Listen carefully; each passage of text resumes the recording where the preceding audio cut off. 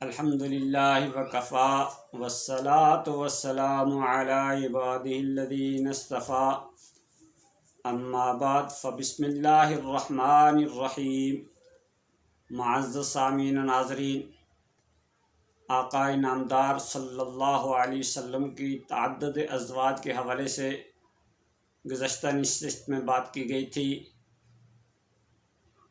آخر میں آپ کے سامنے یہ عرض کیا تھا کہ یہاں یہ بات قابل غور ہے کہ جس وقت سارا عرب آپ کی مخالفت میں کھڑا ہے، آپ کو بدنام کرنے کے لیے طرح طرح کے ہیلے بہانے تراشے جا رہے ہیں،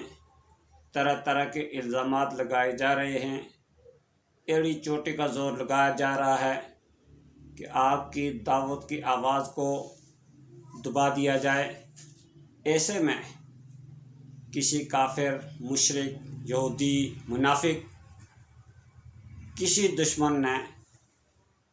خواہشات نفسانی کے حوالے یا عورتوں کے حوالے سے آپ پر کوئی الزام نہیں لگایا،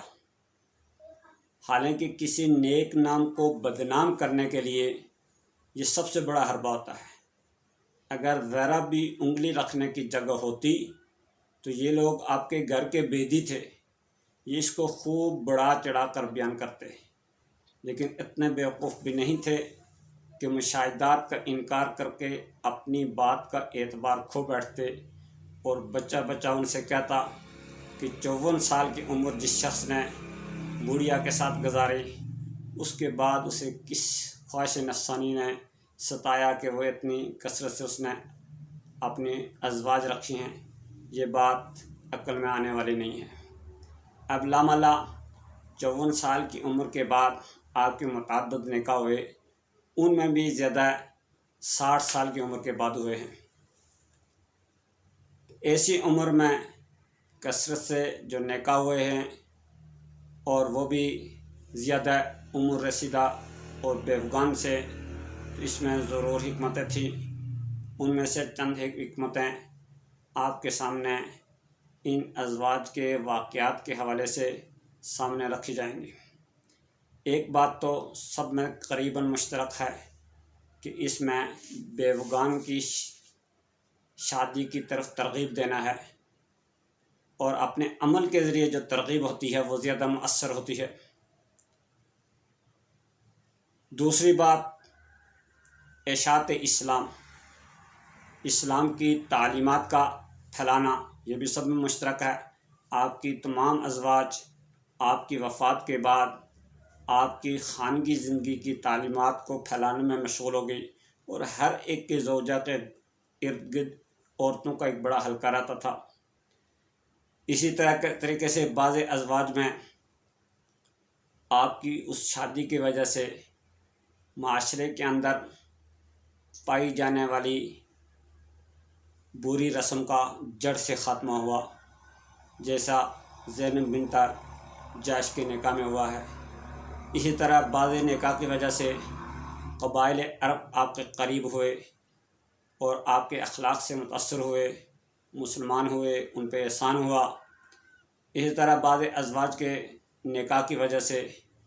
کفار کے جو سردار تھے ان کے حوصلے پست ہوئے۔ تو یہ بہت سے ایسی حکمتیں اور ایسی سامنے آنے والی واضح نشانیاں تھیں جو آپ کے تعدد ازواج کی حکمتوں پر دلالت کرتی ہیں۔ اب 2-3 نکاح جو آپ کے ہوئے ہیں جن کی حکمتیں بالکل سامنے ظاہر باہر نظر آئیں، وہ آپ کے سامنے عرض کیے دیتا ہوں۔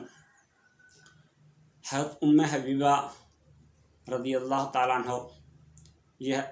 ابو سفیان رضی اللہ تعالیٰ عنہ کی بیٹی ہیں۔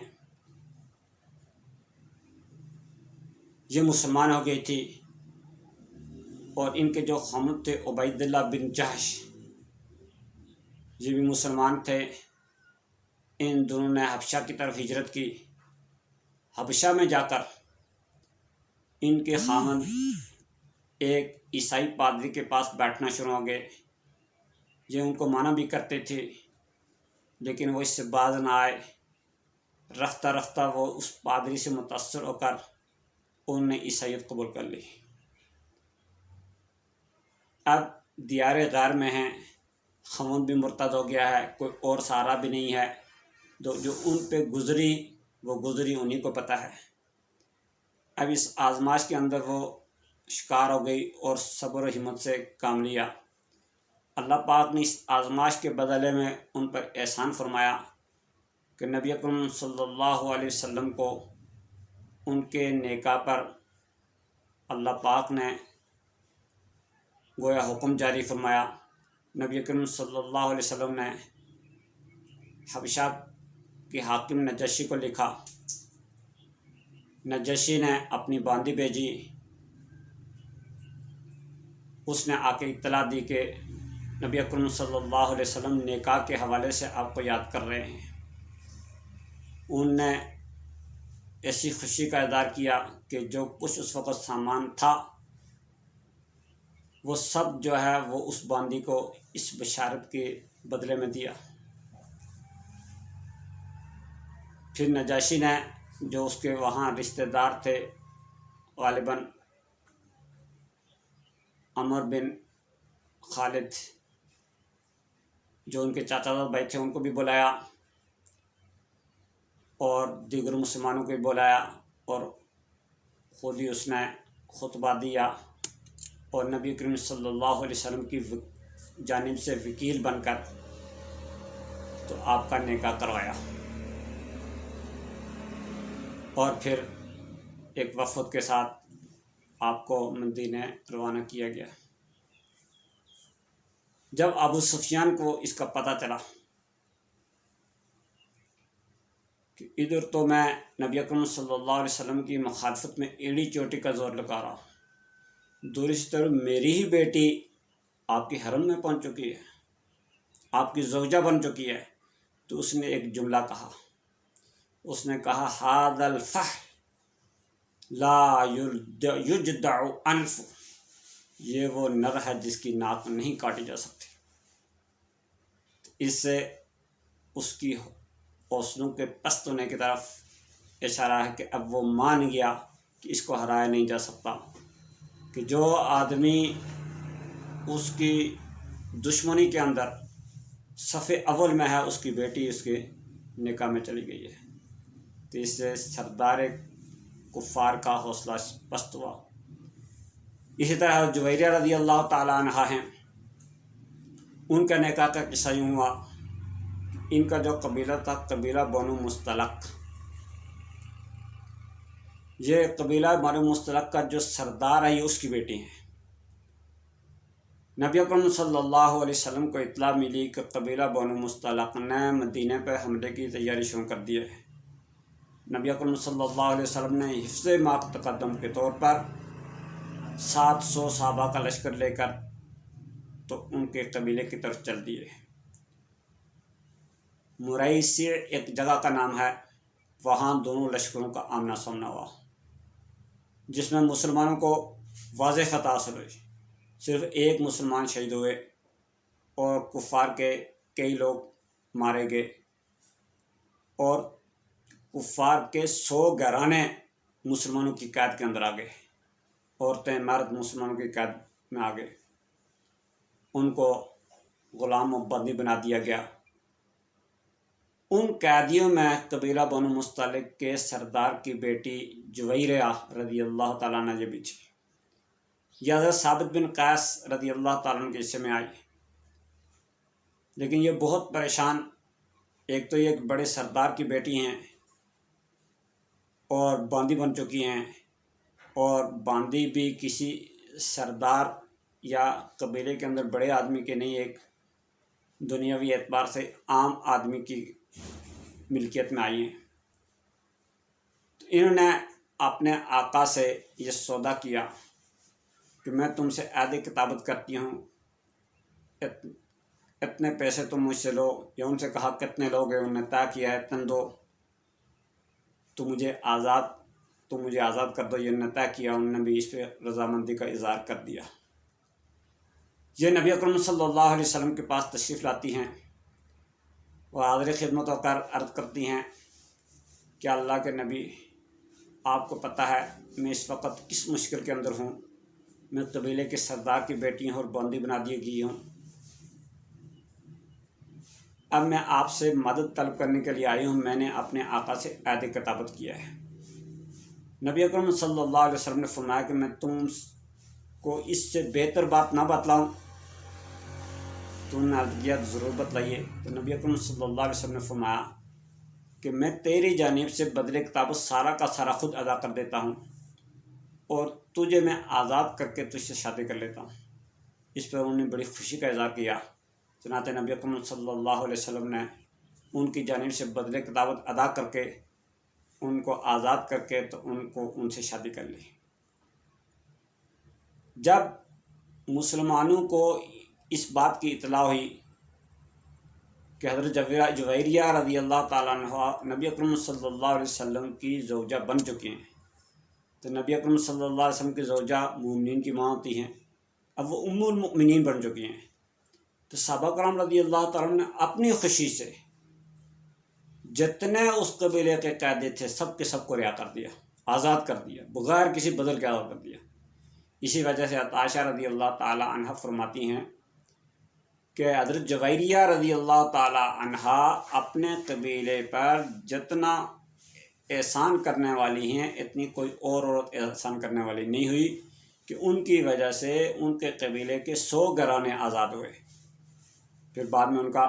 والد بھی مسلمان ہو گیا تھا، اس کا الگ قصہ ہے۔ تو یہ اس ایک شادی کی وجہ سے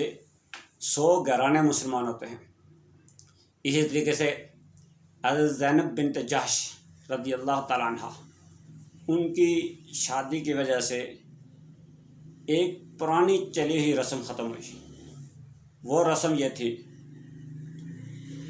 کہ عرب جس آدمی کو اپنا منہ بولا بیٹا بنا لیتے تھے اس کو بالکل حقیقی بیٹے کی طرح سمجھتے تھے۔ وہ اگر اپنی بیوی کو طلاق دے دے تو پھر وہ اس سے شادی نہیں کرتے تھے کہ یہ ہمارے بیٹے کی بیوی ہے۔ اسی طرح اپنی حقیقی بیٹیوں کو اس سے رشتہ نہیں کراتے تھے کہ ہمارا یہ بیٹا ہے، حالانکہ منہ بولا بیٹا حقیقی بیٹا نہیں ہوتا۔ اب نبی اکرم صلی اللہ علیہ وسلم نے حضرت زید رضی اللہ تعالیٰ عنہ کو اپنا منہ بولا بیٹا بنایا تھا، اور ان کو زید بن محمد کے نام سے پکارا جاتا تھا۔ حضرت زید رضی اللہ تعالیٰ عنہ نے جب اپنی بیوی کو طلاق دی تو اللہ پاک یہ فرماتے ہیں کہ ہم نے آپ سے شادی کروائی ہے۔ چنانچہ قرآن حکیم کے الفاظ ہیں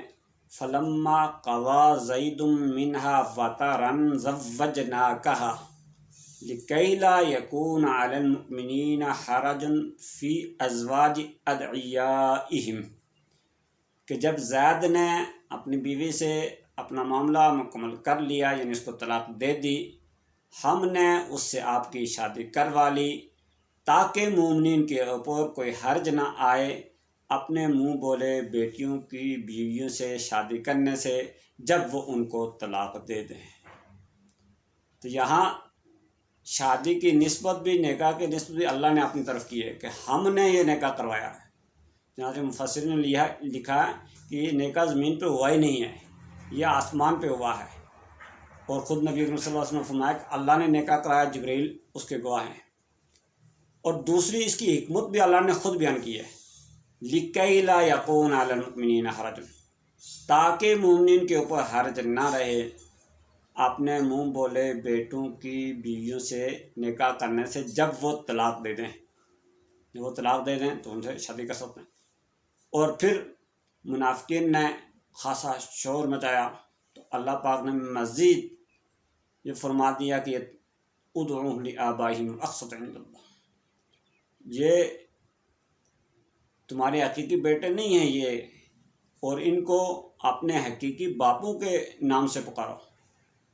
تو جب یہ آیت ہوتی ادعوہم لآبائہم، تو اس کے بعد زید رضی اللہ تعالیٰ عنہ کو زید بن محمد کی بجائے زید بن حارثہ کے نام سے پکارا جانے لگا۔ اور پورے قرآن کے اندر کسی صحابی کا جو نام لیا گیا وہ صرف زید ہیں جن کا نام لیا گیا ہے، باقی کے تو اوصاف ذکر کیے گئے، ان کا نام لیا گیا۔ اس کی وجہ میں مفسرین نے یہ فرمائی ہے کہ جب ان کو زید بن محمد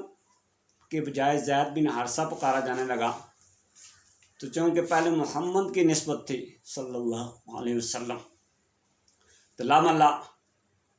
اس میں جتنی خوشی تھی وہ دوسری نسبت کے اندر نہیں آئے، تو اس سے ان کی ایک دل شکنی ہوئی کہ ان کے نام کے ساتھ محمد کا نام ہٹا دیا گیا، تو اس کی تلافی کے لیے اللہ پاک نے قرآن میں ان کا نام لے لیا کہ جو قیامت تک پڑھا جاتا رہے گا۔ تو بہرحال جہاں زینب بنت جاش کے نکاح میں ایک بڑی حکمت، دیگر حکمتوں کے ساتھ یہ بڑی حکمت کہ اس رسم کا خاتمہ ہو گیا۔ اب جتنا عمل سے بات آسان ہو جاتی ہے اتنا بات ترغیب زبانی سے نہیں ہوتی، تو جب نبی اکرم صلی اللہ علیہ وسلم نے اپنا عمل کر کے دکھایا، اب دوسروں کے لیے بھی اس پر عمل کرنا آسان ہو گیا، اور منافقین اور دوسرے جو دین دشمن قوتیں تھیں ان کے پروپیگنڈے کا اثر ظاہر ہو گیا۔ اسی طریقے سے بعض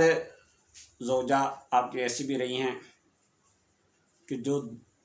پہلے خاوند سے ان کی اولاد تھی، تو ان کی جب نبی اکرم صلی اللہ علیہ وسلم سے شادی ہوئی تو وہ اپنے گزشتہ خاوند کے بچوں کو بھی لے آئی، جیسے حضرت ام سلمہ رضی اللہ تعالی عنہا ہیں۔ نبی اکرم صلی اللہ علیہ وسلم نے ان بچوں کو بھی پالا۔ اس میں اس بات کی بھی تعلیم ہو گئی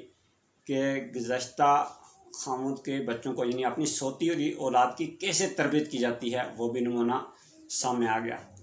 اس سے ہٹ کر جو کثرت ازواج کی وجہ سے جو نبی کریم صلی اللہ علیہ وسلم کی خانگی زندگی جو لوگوں کے سامنے آئی ہے، وہ ایک مستقل موضوع ہے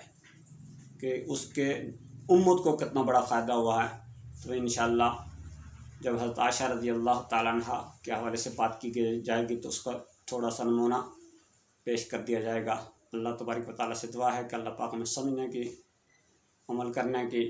دوسروں کو سمجھانے کی توفیق عطا فرمائے۔